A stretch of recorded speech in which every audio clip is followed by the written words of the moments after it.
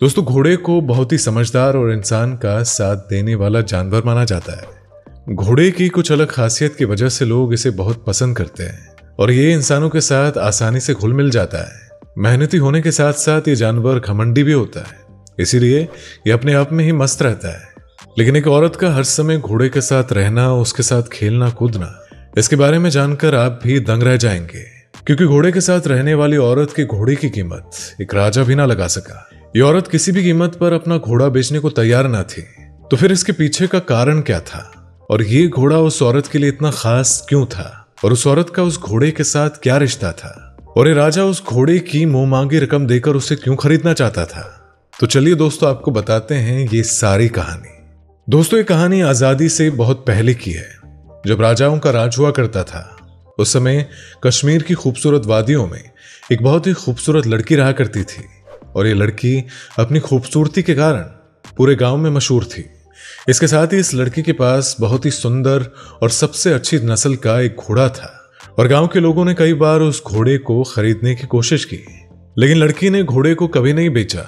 तो वहीं दूसरी तरफ उस गांव का राजा भी घोड़े का बहुत बड़ा शौकीन था। उसके पास भी अच्छी से अच्छी नस्ल के घोड़े थे, जिस पर बैठकर वो शिकार करने के लिए जाया करता था। एक दिन राजा के सिपाही ने राजा को बताया कि आपके राज्य में एक लड़की है जिसके पास दुनिया का सबसे अच्छी नस्ल का खूबसूरत घोड़ा है, जिसे उस लड़की के अलावा किसी ने छुआ तक नहीं है।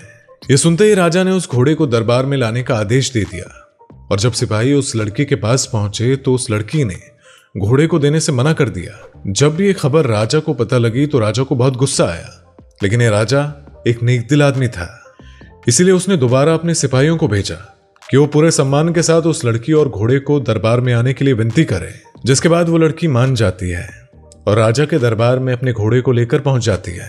राजा उस घोड़े को देखकर उसका दीवाना हो जाता है और वो उस लड़की को उस घोड़े की मुंह मांगी रकम देने को तैयार हो जाता है। लेकिन वो लड़की राजा को कहती है कि अगर आप अपना पूरा राज्य भी मुझे दे दे तब भी मैं इस घोड़े को आपको नहीं दूंगी। और जिस पर राजा कहता है कि आखिर इस घोड़े में ऐसा क्या है, तो लड़की कहती है कि ये घोड़ा मेरा पसंदीदा घोड़ा है। और फिर राजा कहता है कि चलो तुम आज के शिकार के लिए अपना ये घोड़ा मुझे दे दो।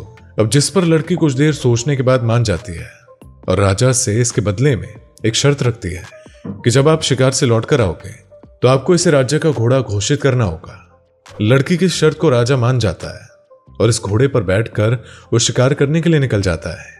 राजा के कुछ सिपाही भी उसके पीछे पीछे चलते हैं। जब राजा जंगल में पहुंचा तो उसने घोड़े को रोकने की कोशिश की, लेकिन घोड़ा नहीं रुका। घोड़ा अपनी पूरी रफ्तार से आगे भागता जा रहा था और वो राजा के सिपाहियों को पीछे छोड़ देता है। थोड़ी दूर जाने के बाद घोड़ा एक ऐसी जगह पर जाकर रुकता है जहां पर बहुत सारे सुंदर फूल, फल और नदियां थी। वहां का बहुत खूबसूरत नजारा था, जिसे देखकर राजा को बहुत सुकून महसूस हुआ। इन सभी नजारों को देखकर उसका दिल बहुत खुश हुआ और राजा को यह सब देखकर ऐसा लग रहा था कि इससे अच्छी जिंदगी दुनिया में कहीं नहीं हो सकती, क्योंकि वहां का माहौल इतना शांत था, जिसे देखकर उसका मन और दिमाग काफी शांत हो गया था। और वहां पर शिकार के लिए राजा के पसंद के जानवर भी मौजूद थे।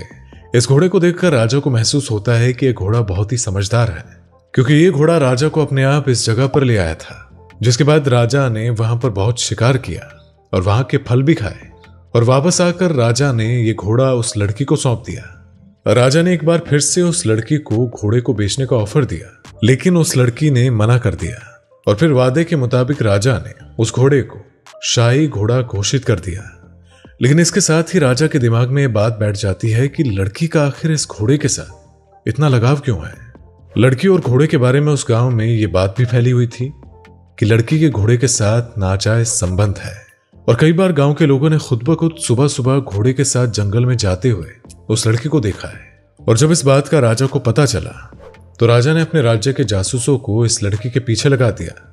और जब जासूसों ने देखा कि ये बात तो सच है और जब लड़की जंगल से वापस आ जाती है तो उसके हाथ में शिकार किए हुए जानवर और फल भी होते हैं।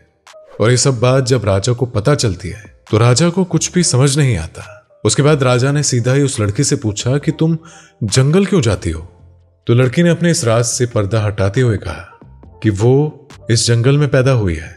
उस लड़की के माँ बाप बचपन में ही गुजर गए थे और वो इन्हीं जानवरों के बीच पलकर बड़ी हुई है और उसे सभी जानवरों से बहुत प्यार है।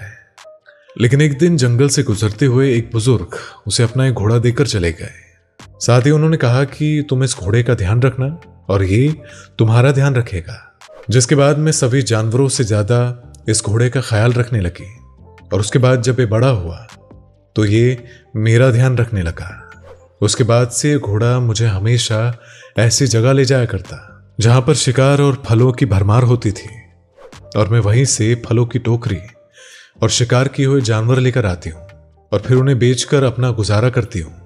जिसके बाद सभी को पता लगा कि आखिर इस लड़की और घोड़े के बीच क्या रिश्ता है। और दोस्तों, ये रिश्ता वफादारी और प्यार का था।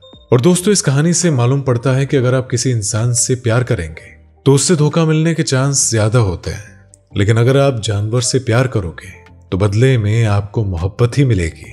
तो इसलिए दोस्तों, आज की वीडियो में बस इतना ही। उम्मीद करते हैं कि आपको ये वीडियो अच्छी लगी होगी। तो दोस्तों, मिलेंगे आपसे अगली वीडियो में। तब तक के लिए शुक्रिया।